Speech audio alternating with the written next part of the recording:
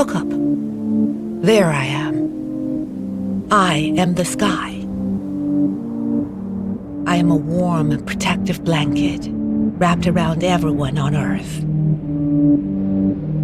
I can bring clouds, rain, and wind. I can be an ice storm. Without me, you'd fry. Every day, I am the breath you take in. Yet you are making me sick. I am congested, off balance, polluted. You see, I am more delicate than you think. It took millions of years to get it just right. My perfect mix of gases, temperature, and weather that you enjoy.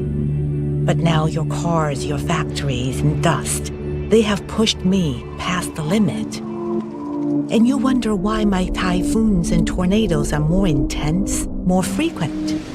I have become unpredictable. Less rain here, a lot more rain there. Hotter summers, colder winters. I cannot even control myself anymore. Enough about me. I will show my changing self to you in your days ahead. But in the end, I'll be fine. Give me a few thousand years.